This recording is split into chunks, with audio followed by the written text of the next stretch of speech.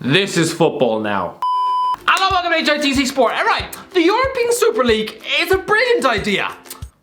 No, sorry, I can't do it. Because I haven't just ironed my brain overnight. I haven't just swallowed a bottle of petrol. And I most definitely wasn't born to a couple of siblings from Norwich. So, Andrea Agnelli, Florentino Perez, John Henry, Joel Glazer, Daniel Levy, and Stan Kroenke. What is your excuse? I have a semi-functional brain, and so no, I can't agree with this. In fact, football is done. Remember that sport we all love? You know, the one with the leather ball and four-corner flags? No, that's over. That's done with. I might as well just close down this channel and reopen its HITC Tiddlywinks, because this sport is currently being laid to rest in a coffin buried 6 feet under a swamp. It's official. Your football club does not care about you. Let that one sink in. I know, a dawning realization. It's probably like realizing you were an accident, which I most definitely was. I mean, 2 punctured condoms and a bottle of red wine. But it's official. If there's one thing these European Super League plans have done, it's exposed exactly what these filthy rich, selfish football clubs actually think of a common day grassroots fan. And clearly they care about your voice as much as you'd probably care about the opinions of a farmyard pig. They don't care if you oppose this European Super League. Cause do any of you remember being consulted over this? No! To break down how nonsensical this is. Right, on Sunday afternoon, here's a headline from 3 o'clock. Arsenal scrape last minute draw at home with Fulham. 3 hours later, Arsenal joined Elite European Super League. Does anyone see the issue with that? Shame on them. Shame on these football owners. If you agree with this, slap that big fat red subscribe button. But who doesn't agree with this? In this video, I'm gonna go through every single English team and utterly desecrate them for even contemplating this idea. But to the fans out there, I'm not criticizing you, because we all know these fat cat owners aren't the club. These are just rich businessmen with massive bank accounts to match their already overinflated ego. These are men who treat your football club as just a shiny new toy to show off at cocktail parties to make themselves feel important. Again, to distract from the fact that they have the personality of a cardboard box. Good Christ, these are men who probably use your football club to enhance their online dating profile. You know, chuck it on Tinder, because let's be honest, some of these guys, despite their bank account, look like a sexually frustrated librarian. We both know the heartbeat and backbone of every football club is the fans, the history, the tradition. They say that Liverpool and Man United are happy to join. I'm sorry, are they? Because I haven't heard one fan of those clubs endorse these views. No, and rightly so. To them, this news has been greeted as if you just told them you were about to eat their pet hamster for lunch. It's you, yes, you Tubby, sitting on the couch with your hand down your pants whilst eating a 3-day-old pizza you found underneath the couch. Yes, even you, a 4-eyed nerd from Blackpool who plays Minecraft 17 hours a day and drinks a pint of their own sweat for lunch, even you should have more say in this football club than a few foreign businessmen who write a few checks. Because you care about the dignity, the competitive nature and moral standpoint of your football club. Far more than any football owner. You are the club, not these rich elitist fraudsters. Right, let's start off with Liverpool. I've heard a lot about the current Liverpool owners being saviors of the club. Oh, John Henry is single-handedly delivers a Premier League and a Champions League. Oh, I'll gladly eat a bowl of his chest hair for breakfast. Anything he wants. Liverpool fans, wake up. I'm pretty sure John Henry probably doesn't care about you. Apparently he's going to hold a chairman's role with Florentino Perez, Joel Glazer and Stan Kroenke. So not only are these owners in favor of this blasphemous verbal abortion, they're actually going to chair the entire thing. Get these owners out of football clubs. I don't care how many trophies Liverpool win under Henry's tenure. What right does he or any other chairman think they have trying to make these permanent changes to a club's entire being? That's a funny looking savior to me. Sure, Liverpool's previous owners were a couple of middle-aged squabbling men, but they didn't try to physically remove Liverpool from the pyramid of English football. The Liverpool motto is, you'll never walk alone. Did anyone tell that to this librarian lookalike? He's risking Liverpool's expulsion from the Premier League. Good Christ, it's taking nearly 30 years to win the damn thing again, and now you're prepared to leave it. You've won as many Premier League titles as Leicester City and Blackburn Rovers, and yet now you think you're too good for this division? Am I the only one with a sickly taste of vomit in my tongue? No club who agreed to pay wages to Paul Konchesky and David Ngog are too good for the Premier League, let me tell you. To reduce a competition to being invite only, I'm sorry, it sounds like being 15 years old all over again. You know, on a Friday night, being stuck at home on the couch, romancing my pillow and tickling my cat, while everyone else is at some house party. This is like some elitist, snobby London night nightclub who only accepts people who have a blue tick on Twitter. Oh great, fair enough, I'll just go squat in a bush instead, dancing to my Avicii ringtone alongside the rest of the substandard vermin to not get approved by social media sites. Lads, what is this? The whole point of competition is that you can one day aspire to compete with the very best. Even teams such as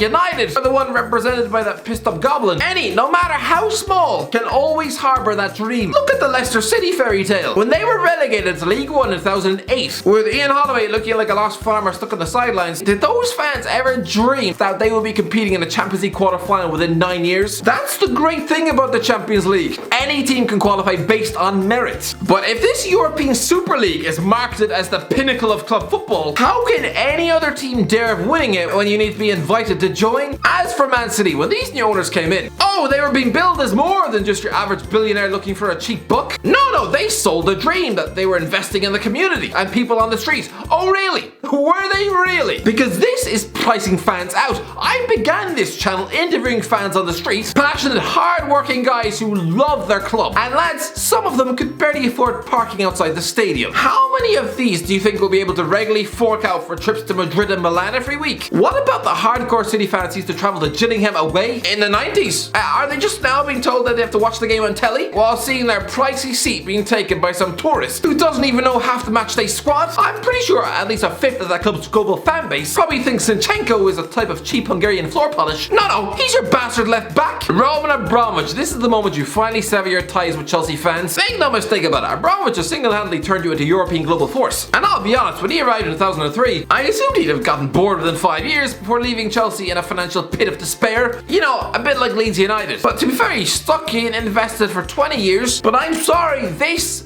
is unforgivable. And I'm sorry, but what the hell are Arsenal doing in this elite category? I'm sorry, you can't win a Premier League title for nearly 2 decades, and you now suddenly think they're too good for this competition? Am I the only one who remembers they're currently scrapping out with Leeds for 10th in the league? This is just some bang average Europa League outfit. If that. Ever since the creation of the Emirates Stadium, they've gradually gone from outstanding European football club to just a circus clown freak show. From a competitive standpoint, why would they even want to join this league? You're just gonna finish bottom every year? That means Arsenal Football Club will lose nearly every single week for the next eternity. I'm pretty sure that will be enough to cause the Arsenal fan base to burst several blood vessels in their brain to prove just what these men think of the man on the street. Are we just forgetting that Gunnersaurus was told to go grab a job down Costa Coffee because there wasn't enough funds to keep him on? All the while, these filthy rich cats were negotiating a $3.5 billion deal on Zoom.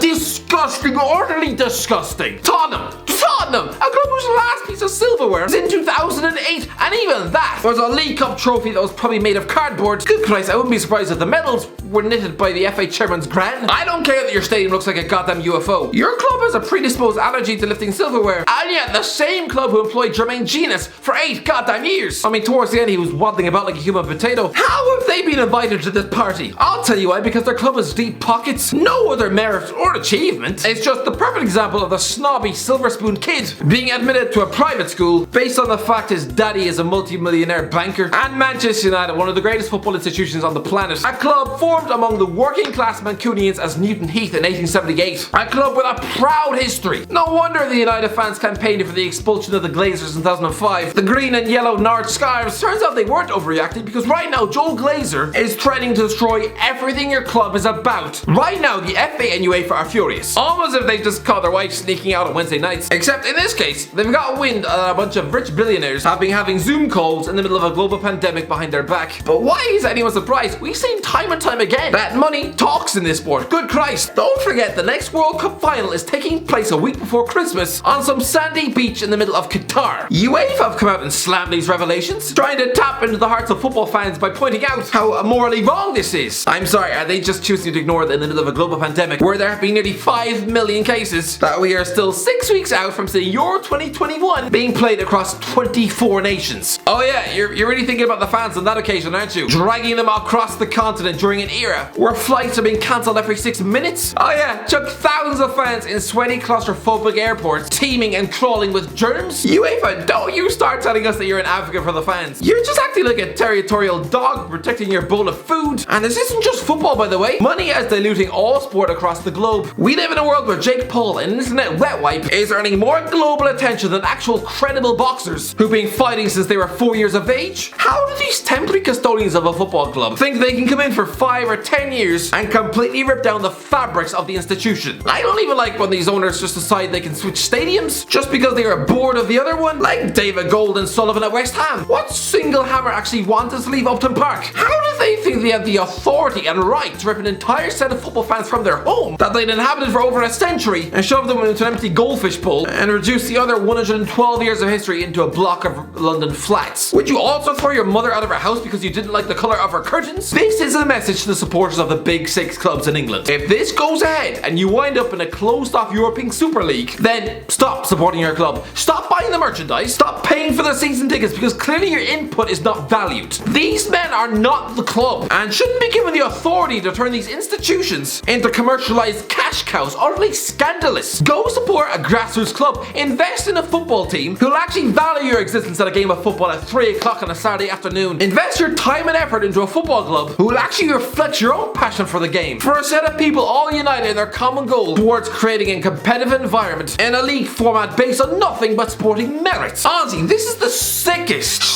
football idea I've ever heard in my entire life. Even worse than Game 39. And these owners, even contemplating this, have shown themselves up for what they truly are. And we must rip these vultures from our sport. We talk about the fit and proper owners test. Oh, do we? Because right now, you've somehow let a bunch of Mr. Burns into town. Next, they'll be forking out for a sunblocker to put in the middle of their city. This is just utterly disgusting and reclaim back your club.